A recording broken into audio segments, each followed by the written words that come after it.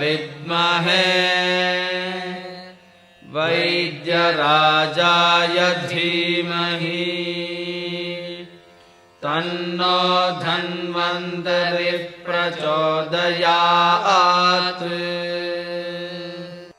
ರಾಗಾದಿರೋಗಾನ್ ಸತತಾನುಶಕ್ತಾನ್ ಅಶೇಷಕಾಯ ಪ್ರಸ್ಥಾನ್ ಅಶೇಷಾನ್ ಔತ್ಸುಕ್ಯ ಮೋಹ ಅರತಿದಾನ್ ಜಗಾನ್ ಯೋ ಅಪೂರ್ವವೈದ್ಯಾಯ ನಮೋಸ್ತು ತಸ್ಮೈ. ದಿನಚರ್ಯೆ ಹೇಳುವಂಥದ್ದು ಪ್ರತಿನಿತ್ಯ ನಾವು ಮಾಡುವಂತಹ ಚಟುವಟಿಕೆಗಳು. ಬೆಳಿಗ್ಗೆ ಎದ್ದ ನಂತರ ರಾತ್ರಿ ಮಲಗುವವರೆಗೆ ಮಾಡುವಂತಹ ಎಲ್ಲ ರೀತಿಯ ಚಟುವಟಿಕೆಗಳು ಈ ದಿನಚರಿಯಲ್ಲಿ ಬರ್ತದೆ. ಇವುಗಳಲ್ಲಿ ಸ್ನಾನ ಹೇಳುವಂಥದ್ದು ಪ್ರಮುಖವಾಗಿದೆ. ಬೆಳಿಗ್ಗೆ ಎದ್ದ ನಂತರ ಮಲಮೂತ್ರ ವಿಸರ್ಜನೆ, ಹಲ್ಲುಜ್ಜುವುದು, ಸ್ನಾನ ಮಾಡೋದು ಇತ್ಯಾದಿ ಚಟುವಟಿಕೆಗಳು ಆರೋಗ್ಯದ ಮೇಲೆ ನೇರ ಪರಿಣಾಮವನ್ನು ಹೊಂದಿದೆ. ಇವುಗಳಿಗೊಂದು ನಿರ್ದಿಷ್ಟವಾದ ಸಮಯ, ನಿರ್ದಿಷ್ಟವಾದ ಕಾಲವಿದೆ. ಇದನ್ನು ಪ್ರತಿನಿತ್ಯ ಮಾಡಲಿಕ್ಕೂ ಸಹ ನಿರ್ದಿಷ್ಟವಾದ ಕಾರಣಗಳಿದೆ. ನೈರ್ಮಲ್ಯಂ ಭಾವಶುದ್ಧಿಶ್ಚ ವಿನಾ ಸ್ನಾನಂ ನ ಯುಜ್ಯತೆ ತಸ್ಮಾತ್ ಕಾರ್ಯ ವಿಶುದ್ಧ್ಯರ್ಥಂ ಸ್ನಾನಮಾದೌ ವಿಧೀಯತೆ. ಶರೀರ ನಿರ್ಮಲತೆ ಹಾಗೂ ಮನಸ್ಸಿನ ಸ್ವಚ್ಛತೆ ಅಥವಾ ನಿರ್ಮಲತೆ ಅತಿ ಪ್ರಮುಖವಾದುದು. ಶರೀರ ಶುದ್ಧಿಯಾಗಿರಬೇಕು, ಸ್ವಚ್ಛವಾಗಿರಬೇಕು. ಅದೇ ರೀತಿ ಮನಸ್ಸು ಉತ್ತಮವಾಗಿರಬೇಕು, ಸಾತ್ವಿಕ ಗುಣವನ್ನು ಹೊಂದಿರಬೇಕು, ಆಹ್ಲಾದತೆಯನ್ನು ಹೊಂದಿರಬೇಕು. ಈ ಶರೀರ ಹಾಗೂ ಮನಸ್ಸಿನ ಸ್ವಚ್ಛತೆ ಅಂತ ಹೇಳುವಂಥದ್ದು ಆರೋಗ್ಯವಂತ ಮನುಷ್ಯನಿಗೆ ಅತಿ ಅವಶ್ಯಕ. ದಿನದ ಯಾವುದೇ ಚಟುವಟಿಕೆಗಳನ್ನು ಪ್ರಾರಂಭ ಮಾಡುವ ಮೊದಲು ಶರೀರ ಹಾಗೂ ಮನಸ್ಸನ್ನು ಸ್ವಚ್ಛವಾಗಿಟ್ಕೊಳ್ಬೇಕು. ಅಲ್ಲಿಂದಲೇ ಚಟುವಟಿಕೆಗಳು ಪ್ರಾರಂಭವಾಗಬೇಕು. ಅದಕ್ಕಾಗಿ ಪ್ರಾತಃ ಕಾಲದಲ್ಲಿ ಸ್ನಾನ ಮಾಡಬೇಕು ಅಂತೇಳಿ ಹೇಳಿದ್ದಾರೆ. ಯಾವುದೇ ರೀತಿಯಾದಂಥ ಒಳ್ಳೆಯ ಕೆಲಸವನ್ನು ಮಾಡುವ ಮೊದಲು ಸಹ ಸ್ನಾನ ಮಾಡುವಂಥದ್ದನ್ನು ನಾವು ನೋಡ್ತೇವೆ.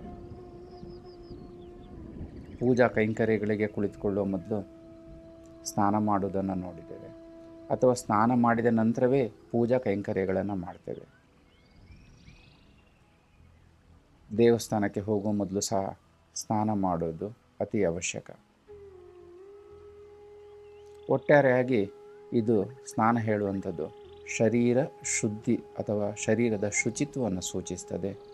ಅದೇ ರೀತಿ ಮಾನಸಿಕ ಪ್ರಸನ್ನತೆ, ಮನಸ್ಸಿನ ಪ್ರಸಾದತೆಗೆ ಸಹ ಈ ಸ್ನಾನ ಹೇಳುವಂಥದ್ದು ಅತಿ ಅವಶ್ಯಕ.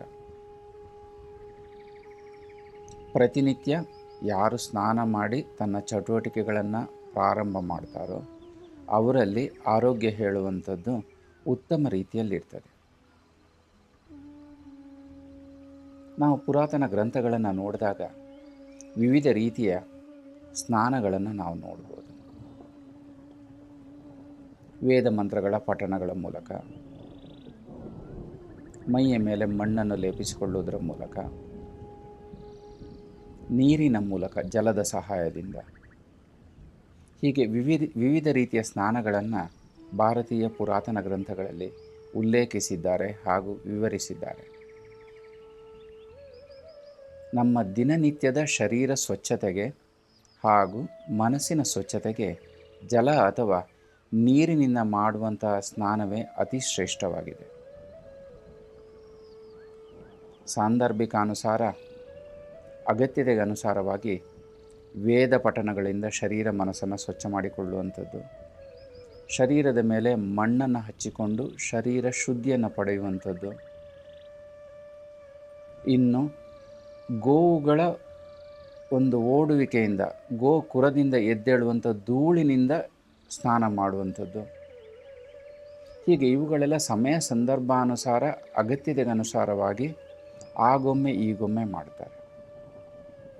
ಆದರೆ ಸಾಮಾನ್ಯ ಮನುಷ್ಯನು ಶರೀರ ಶುದ್ಧಿ ಇಟ್ಕೊಳ್ಳಿಕ್ಕೆ, ಶರೀರದ ಸ್ವಚ್ಛತೆಗೆ ಹಾಗೂ ಮನಸ್ಸನ್ನು ಒಂದು ಆರೋಗ್ಯವಂತ ಸ್ಥಿತಿಯಲ್ಲಿಡಲಿಕ್ಕೆ ಪ್ರತಿನಿತ್ಯ ಎದ್ದ ನಂತರ, ಮಲಮೂತ್ರ ವಿಸರ್ಜನೆಯ ನಂತರ, ಹಲ್ಲುಜ್ಜಿ ಹಲ್ಲನ್ನು ಸ್ವಚ್ಛ ಮಾಡಿಕೊಂಡ ನಂತರ ಸ್ನಾನ ಮಾಡೋದು ಅತಿ ಅವಶ್ಯಕವಾಗಿದೆ.